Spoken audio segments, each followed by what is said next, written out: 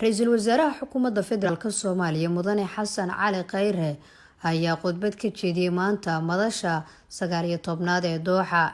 Raiisul wasaare Kheyre ayaa qudbadiisa kaga hadlay doorka ganacsatada Soomaaliyeed ee badbaadinta bulshada, dib u dhiska dalka, fursadaha ka jira Soomaaliya, sharciyada dhiirigelinaya ganacsiga ee dowladdu meel marisay iyo rajada laga qabo in Soomaaliya noqoto jiha ay dunida ku soo hirato.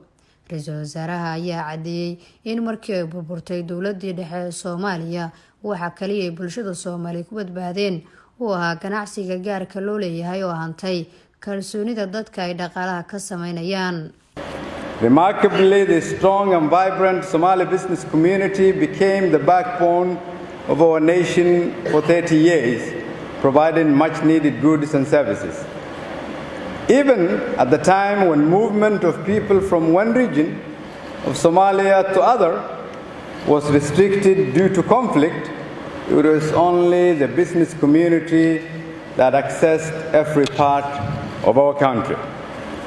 As Somalia's leaders, we have therefore recognized, in the absence of a supportive governance environment, through sheer innovation, the Somali business leaders have made incredible achievements. Somalia, as one of the best telecommunication sectors in Africa today, a very sophisticated remittance industry that serves Somalis and non-Somalis across the world. Somalia has mobile money transfer system with roughly 155 million transactions per month, and the list of achievements are endless.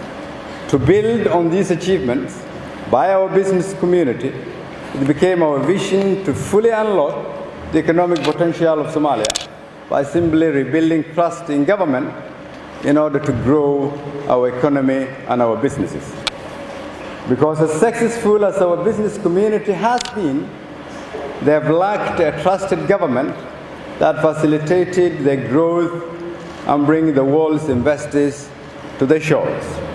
Thus, our administration gave primary focus on an extensive reform plan with particular focus on the economic reform agenda, where we sought to rebuild our financial institutions, reform our central bank, empower our business community, create jobs, and develop our nation's infrastructure to re-engage with international financial institutions in order to allow for foreign investors to come to our country and take advantage of our nation building.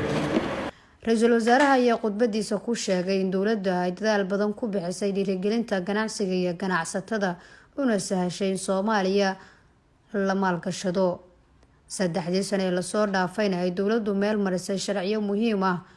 Over the past 3 years, we passed critical legislations such as the Public Financial Management Law, Telecommunication Law, Investment Law, Revenue Law, and Anti-Corruption Law to facilitate the enabling environment and brand Somalia's attractiveness to the investors. All these policy objectives were meant to seek to attain a government whose objective was to serve its people and to ensure that it puts in place systems and infrastructure to allow businesses to grow. We pursue this as we realize if our business community was as successful without the government, they would definitely soar even higher with a government that worked for them. Soomaaliya waxay leedahay imkaaniyaad muhiim ah xeebta ugu dheer qaaradda Afrika, kheyraad kalluun. We envision a Somalia that has immense potential, the longest coastline on the African mainland, untapped potential, including its fisheries, agriculture, oil, minerals, and gas, and service economy based on our strategic location geographically. The country's other productive resources also include huge potential for investment on arable land and more than 50 million livestock. These resources can deliver rapid economic growth with significant impact on the people's livelihoods. If properly utilized, all these resources combined will enable Somalia to achieve sustainable food security, create job opportunities for the Somalis and for the region, contribute to national and international trade, and generate national income and increase our country's GDP. Raiisul wasaaraha ayaa qudbadiisa ku muujiyay in Soomaaliya ay noqotay jiha cusub oo dunidu ku soo hiranayso sanadaha soo socota, maalgashayaashuna aysan qayb ka qaadan oo kaliya dib u dhiska dalka Soomaaliya, balse ay sidoo kale ka faa'iideystaan kheyraadka iyo imkaaniyaadka dalkeenu. We envision a Somalia that has immense potential, the longest coastline on the African mainland, untapped potential, including its fisheries, agriculture, oil, minerals, and gas, and service economy based on our strategic location geographically. The country's other productive resources also include huge potential for investment on arable land and more than 50 million livestock. These resources can deliver rapid economic growth with significant impact on the people's livelihoods. If properly utilized, all these resources combined will enable Somalia to achieve sustainable food security, create job opportunities for the Somalis and for the region, contribute to national and international trade, and generate national income and increase our country's GDP. We truly see Somalia as the new frontier for decades to come.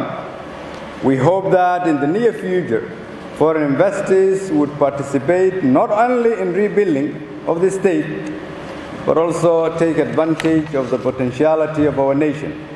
A Somalia that will play its rightful place in its region and the entire world. In Somalia, now that we have an opportunity to re-engage with the international financial institutions, open doors for new investors in our country, we will, in the next chapter, formulate a strategy that can take advantage of the lessons learned from our context and transfer that positive impact of business leadership on governance and nation building. Our key takeaway has been the understanding that politicians need to accept the role of business in rebuilding nations, and business leaders should also take an even more active role in searching for better solutions in today's global. Nasra Bashir Ali, Urbainta Qaranka, Doha.